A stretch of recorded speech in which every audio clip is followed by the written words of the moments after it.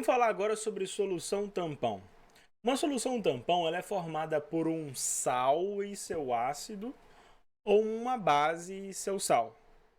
Lembrando que esse sal tem que ser proveniente de um ácido fraco e a base também precisa ser fraca e seu respectivo sal. Então é um ácido fraco, colocar aqui um ácido fraco e seu respectivo sal, ou uma base fraca e seu respectivo sal. Isso constitui uma solução tampão, que é necessariamente a junção dessas duas soluções anteriores. Isso aqui vai dar origem a um tampão ácido. Aqui teremos um tampão ácido e aqui teremos um tampão básico. Mas para que serve uma solução tampão no fim das contas? Aqui um tampão básico.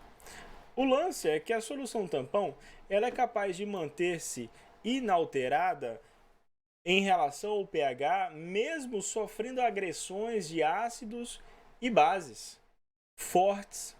Uma solução tampão é como o nosso sangue. O nosso sangue ele é tamponado no pH de 7,34, se não me engano. Mesmo se, por acaso, sei lá, de alguma forma ácidos forem jogados cada vez mais em nosso sangue vai se manter inalterado em relação ao pH o máximo possível. Tá? O que acontece com a bebida alcoólica, por exemplo, ele diminui o pH do sangue, só que isso demora muito a acontecer e quando diminui, dá origem ao coma alcoólico. Mas ponto é que a solução tampão, então ela se mantém, ela resiste à variação de pH. Mesmo quando recebe ataques, ou seja, adições de ácidos e bases fortes. Existe a variação de pH, essa é a principal característica de uma solução tampão.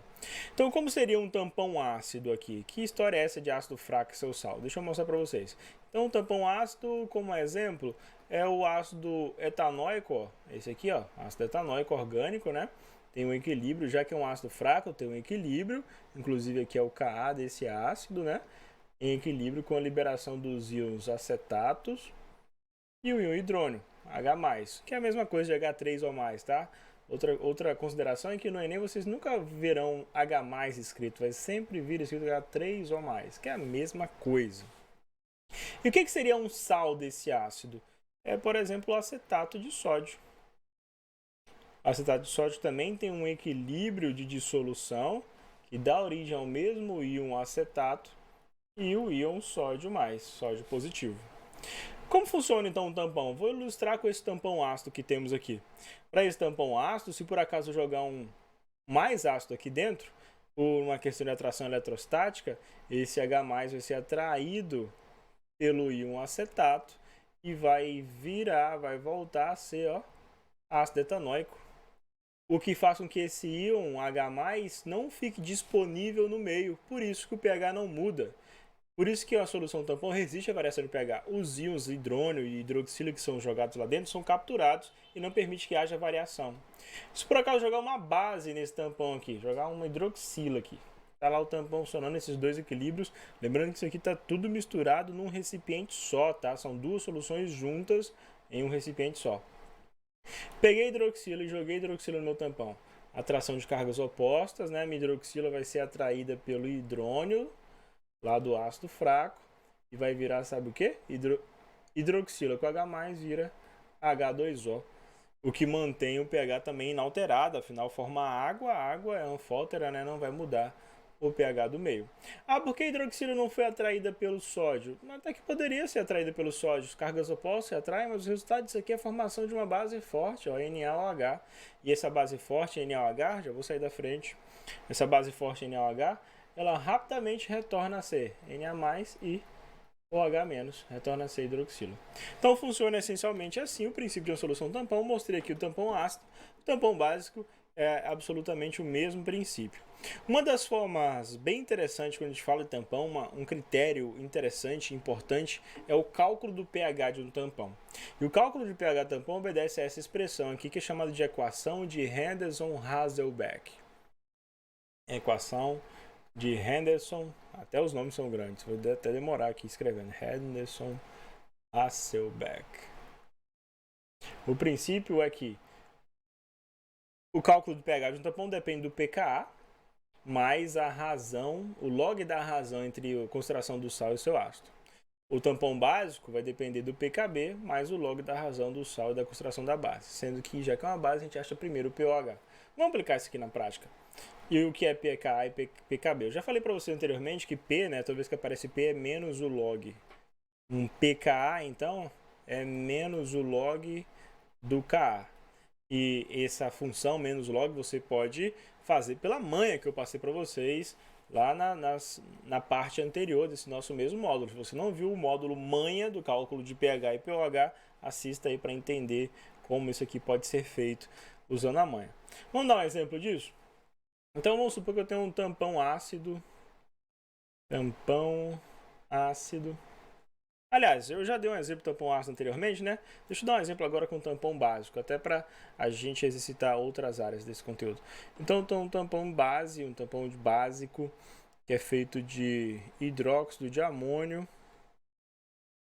Vai liberar o íon amônio e o íon hidroxilo aqui. Vou subir. E também vai liberar o sal, respectivo sal e cloreto de amônio. Libera também novamente o íon amônio e agora o íon cloreto. Esse meu tampão básico está aí montado. Ele possui concentrações disso aqui igual a 0,1 mol por litro. E a concentração disso aqui também 0,1 mol por litro. Concentrações iguais aí do minha base fraca e seu respectivo sal, ou relato. Só enquadrar melhor. E eu quero saber... Ah, tá. O KB. Essa minha base vai ter um KB de 2,5 vezes 10 elevado a menos 4. Eu quero saber qual o pH ideal deste tampão proposto. O pH ideal de um tampão é quando o seu pOH para um tampão básico é quando o seu pOH é igual ao pKb. O que provavelmente vai acontecer nesse tampão? Bora aplicar a equação de Henderson-Haselbeck para resolver isso aqui. Então, resolvendo por Henderson-Haselbeck, vai ficar um tampão básico, né? Então, pOH é igual a pKb mais o log do sal, da concentração molar do sal, pela concentração molar da base. Ok. Resultado disso é que o pOH, então, vai ser... Qual o pKb? Se o KB é 2,5 10 elevado a menos 4, o pKb vai ser 4. Fazendo a manha, tá? Tô fazendo a manha aqui com vocês. Ó, desce o expoente negativo positivo, diminui pela mantícia por 10. 2,5 vai ficar 0,25, menos o fator de correção 0,1. O pKb vai ser 4 menos 0,35. Isso vai dar 3,25. 3,25. Achei meu pKb. Então aqui vai ser 3,25. Mais o log de 0,1 por 0,1. Então isso aqui é a mesma coisa que log de 1. E o log de 1 é 0. Logo achei o meu pOH. Meu pOH é 3,25. Mas ainda não está respondido. Não está respondido porque a questão, né, proposta, esse nosso exemplo, pede o pH. Eu achei o pOH. Agora, então, eu só preciso converter. Esse tipo de coisa acontece bastante no Enem, de pH para pOH. Lembrando que pH mais pOH é igual a 14. Então, aqui vai ser pH, então vai ser 14 menos 3,25. Meu pH será de... Só sair da frente. pH vai ser 14 menos 3,25. Isso vai ser 11. Opa, perdão, 10,75. Isso aí. pH de 10,75. Tá respondido. Tá? Uma bela exemplo de aplicação da equação de Henderson-Haselbeck e aplicação do conteúdo de solução tampão. Daqui a pouco a gente vê como isso pode ser cobrado nas questões do Enem. Geralmente vem cobrado, inclusive, de ponto de vista teórico. E, entanto, cálculo não. Se por acaso você precisar da equação de Henderson-Haselbeck, inclusive, para responder a questão, pode ficar tranquilo que o INEP vai te dar essa questão no enunciado, vendo os dados da questão. Nos vemos já já.